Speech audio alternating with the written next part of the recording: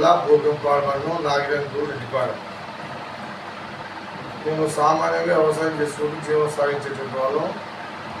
మాకు కుటుంబ ఆర్థిక పరిస్థితులు ఆ విధంగా ఏదో చదివించుకుంటూ పెట్టుకుంటాము.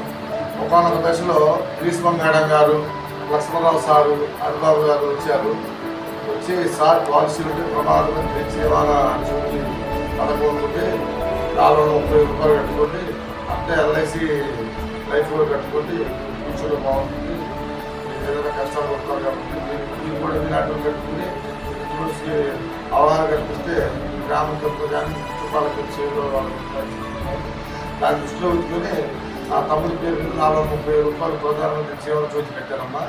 430 రూపాయలు కట్టారు. అలానే ఎల్ఐసి లైఫ్ కూడా కట్టారు.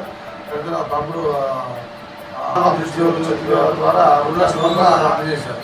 అంటే అనుకోవడం అనుకుంటాం. అంటే సామాన్య నాకు తెలియదు జీవన విధానంలో ఇప్పుడు పాలసీలు అంటే టూరు కడదాల కట్టొచ్చినట్టు ఇలాంటి వాళ్ళు చెప్పారు ఎన్నాళ్ళు అని చెప్పారు. నేను సాధారణ గ్రీష్మ మేడం వాళ్ళు చెప్పిన తర్వాత ఏదో కట్టారు అనుకోవద్దు. కానీ దీనివల్ల సామాన్యులు మనం మళ్ళీ కష్టపడేటట్టు 500 1000 రూపాయలు సమస్య కాదు. 500 కాదు 1000 కాదు 200 రూపాయలు కట్టుకుంటే ఇప్పుడు 1000 రూపాయలు కడితే 20 లక్షల పాలసీ ఉంది, 2000 రూపాయలు కడితే 40 రూపాయలు పాలసీలు ఉన్నాయి, 100 రూపాయలు కట్టుకోవచ్చు. ఇలాంటి వాళ్ళు చెప్పిన దాన్ని మనం ఆదర్శంగా తీసుకొని కట్టుకోగలిగితే మన కుటుంబాలు ఆర్థికంగా మెరుగుపడతాయి, మన భవిష్యత్తులో మన పిల్లగాలు కూడా ఉపయోగపడతాయి. మనకు జీవనదారులో ఎంతో సంతోషం కలిగించినందుకు వాళ్ళకి ధన్యవాదాలు తెలుపుకుంటానమ్మా.